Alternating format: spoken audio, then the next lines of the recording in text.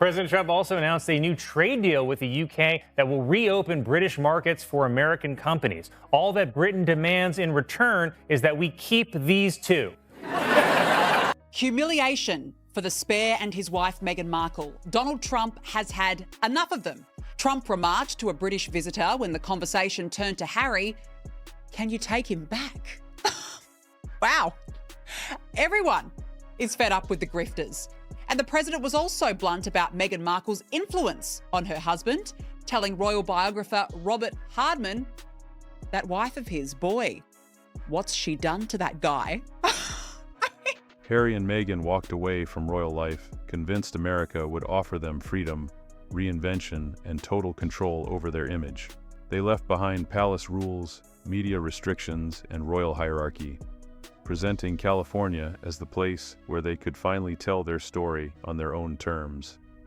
But now, years later, the same country they ran toward has delivered one of the most public humiliations they have faced yet. And it came from the President of the United States himself. Because when Donald Trump speaks, he rarely softens his words for anyone. And when the topic turned toward Prince Harry and Meghan Markle, Trump did not hold back at all. Instead of blaming the royal family, the British press, or palace pressure for Harry's transformation over the years, Trump reportedly pointed directly at Meghan. His message, according to observers following the exchange, was essentially this: Harry changed because of Meghan. That comment alone instantly exploded online. And for this person to come along and criticize the Queen is just, you just can't do that. So it'll be interesting to see how it all works out. Harry is whipped. Do you know the expression whipped? I'm familiar with the phrase. I won't use the full expression. But Harry is whipped like no person I think I've ever seen. Supporters of Harry and Meghan viewed it as unfair and unnecessarily personal. Critics, however, argued Trump had simply said out loud what many royal commentators had been suggesting for years. And suddenly, a conversation that started around politics turned into another global debate about Harry, Meghan, and the choices that reshaped their lives completely. If you enjoy deep royal analysis and the hidden political and celebrity tensions unfolding behind these massive headlines, make sure to subscribe, because this story becomes much bigger once you look at what triggered Trump's reaction in the first place. Because this did not happen in a vacuum. According to reports, Prince Harry had recently traveled to Ukraine. Around the same period, King Charles was carrying out a high-profile visit to the United States, and immediately, some observers began drawing comparisons between the two appearances. King Charles was representing the monarchy through formal diplomacy and institutional authority. Harry, meanwhile, appeared to be positioning himself on the international stage independently through humanitarian and political messaging. That contrast mattered. During the Ukraine visit, Harry reportedly delivered remarks calling for stronger international leadership while urging the United States to continue honoring its global commitments related to the ongoing Russia-Ukraine conflict. This is a moment for American leadership. A moment for America to show that it can honor its international treaty obligations. Not out of charity, but out of its own enduring role in global security and strategic stability. To some listeners, the speech sounded thoughtful and serious. Harry framed the issue around responsibility, alliance, and moral leadership. But politically, it also placed him dangerously close to territory former royals traditionally avoid. And this is where Donald Trump entered the picture. We're all very much looking forward to. Prince Harry today has said that he would like to see you do more to end the war in Ukraine. Do you think it's appropriate for a royal to make those comments ahead of the visit on Monday? Prince Harry? Yes, sir. How's he doing? How's his wife? Please give him my regards, okay? No, I don't know. I know one thing. Prince Harry is not speaking for the UK. That's for sure. I think I'm speaking for the UK more than Prince Harry. But I appreciate his advice very much. Great advice. Instead of responding directly to Harry's geopolitical comments, Trump reportedly pivoted the conversation completely. Rather than debating foreign policy, he turned the attention toward Harry and Meghan themselves, making remarks many commentators interpreted as openly mocking the couple, and especially Harry's transformation since marrying Meghan. That sudden shift stunned many observers, because Harry's speech had clearly aimed for statesmanlike seriousness. The tone suggested someone attempting to speak with global authority and moral weight. But Trump's response essentially reframed the entire situation as celebrity drama instead. And once that happened, the political message Harry intended to deliver almost disappeared overnight beneath headlines about Trump roasting the Sussexes publicly. That is what made the moment so awkward. Instead of being treated like a respected international voice discussing global leadership, Harry suddenly became the subject of jokes, memes, and commentary about Meghan's influence over him. Critics online immediately seized on Trump's remarks as validation of their long-standing belief that Harry's personality, priorities, and public identity dramatically shifted after marrying Meghan. And the symbolism behind it was difficult to ignore. Harry and Meghan left Britain partly arguing they wanted independence from toxic media narratives and institutional control. Yet now, in America, the very place meant to represent their fresh start, they were being publicly ridiculed by one of the country's most powerful political figures.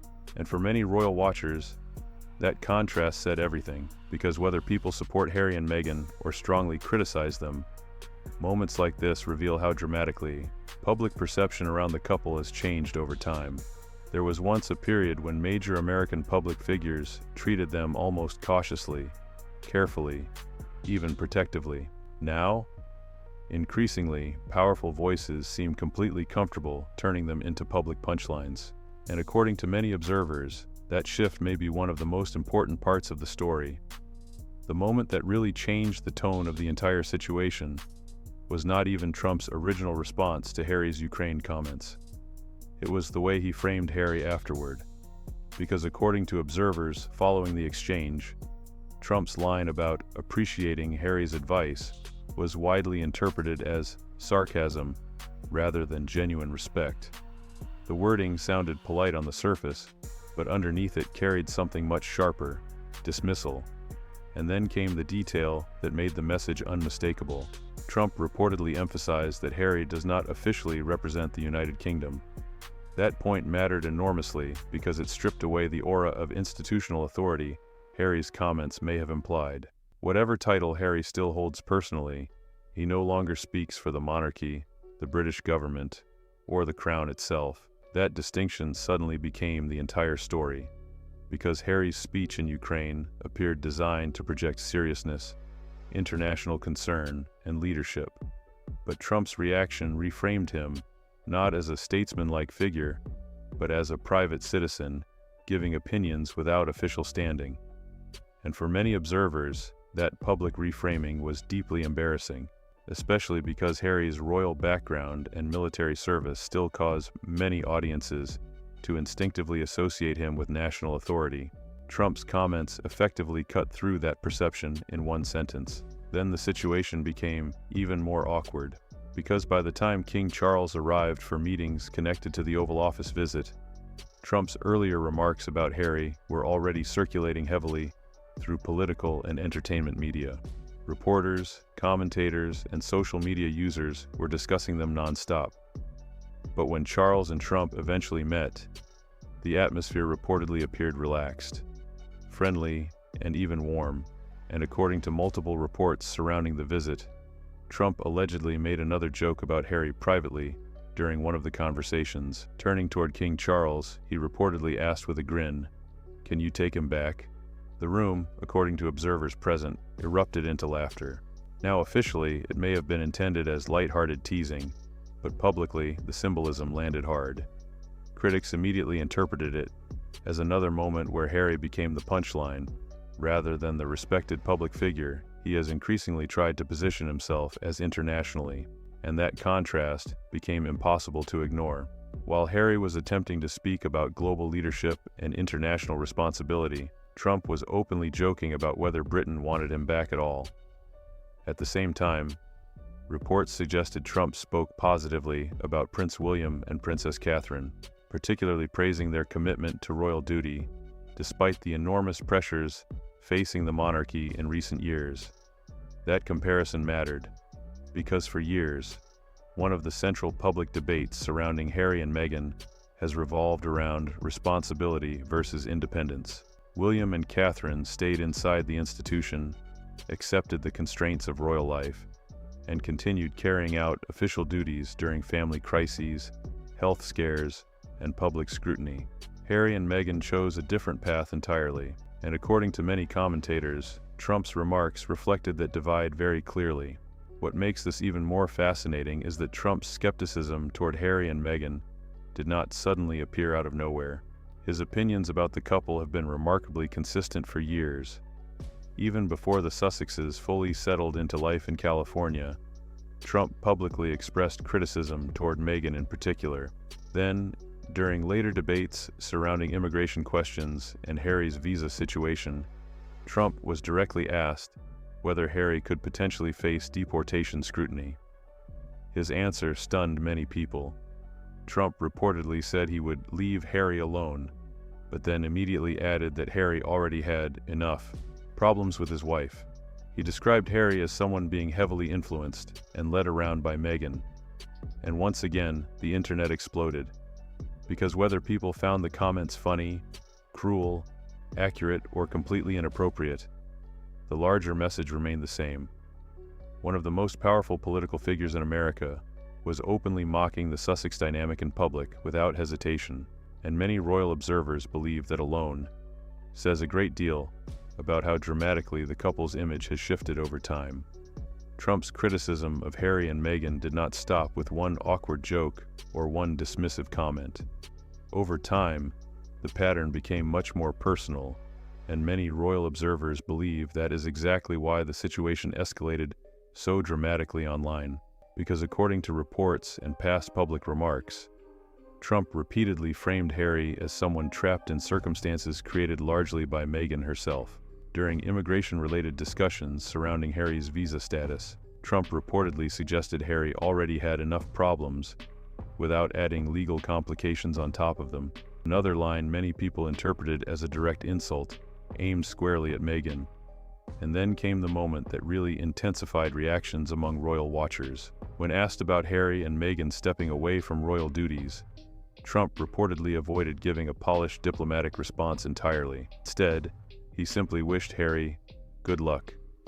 On the surface, the phrase sounded harmless, but politically, culturally, and emotionally, people immediately understood the undertone. It sounded less like encouragement and more like someone subtly implying Harry would need all the luck he could get, and Trump's criticism became even sharper from there. Over the years, he reportedly described Meghan as divisive, while also suggesting she had shown disrespect toward Queen Elizabeth II. Now, within royal circles, accusations involving disrespect toward the late Queen carry enormous emotional weight. Queen Elizabeth remained one of the most widely respected public figures in the world, especially among older generations and traditional royal supporters. So when Trump connected Meghan to that kind of criticism, many people paid attention immediately. But then he made the comparison that may have stung the most. Because according to commentators following his remarks, Trump effectively contrasted Meghan with Catherine, Princess of Wales, presenting Catherine as the model of stability, dignity, restraint, and loyalty to duty within the monarchy. And once that comparison entered the conversation, the internet exploded again. Because for years, media narratives surrounding Meghan and Catherine have been framed almost like competing symbols inside modern royal culture. Catherine is often portrayed as disciplined, cautious, institutionally loyal. Meghan, meanwhile, is associated with disruption, reinvention, media battles, and celebrity-style independence. Trump's comments appeared to reinforce that exact contrast publicly. He also reportedly spoke warmly about Queen Elizabeth personally, referencing how deeply admired she was internationally and even within his own family. According to observers, Trump framed any perceived disrespect toward the Queen as essentially unforgivable, and by that stage, Harry and Meghan had moved beyond royal controversy into something else entirely: mainstream entertainment material, which is why Saturday Night Live immediately jumped on the story. Okay. King Charles visited the U.S. to mark the 250th anniversary of American independence from Britain and to seek the release of a British hostage being held by an American Because from a comedy perspective, the setup was almost too perfect. a former prince who left Britain for America, now publicly mocked by the President of the United States, while trying to position himself as an international humanitarian voice. Writers could not resist that. And they did exactly what SNL has increasingly done with Harry and Meghan over the last several years. Turn the entire situation into a punchline in front of millions of viewers. That shift matters. There was a time when American media treated Harry and Meghan cautiously, almost protectively.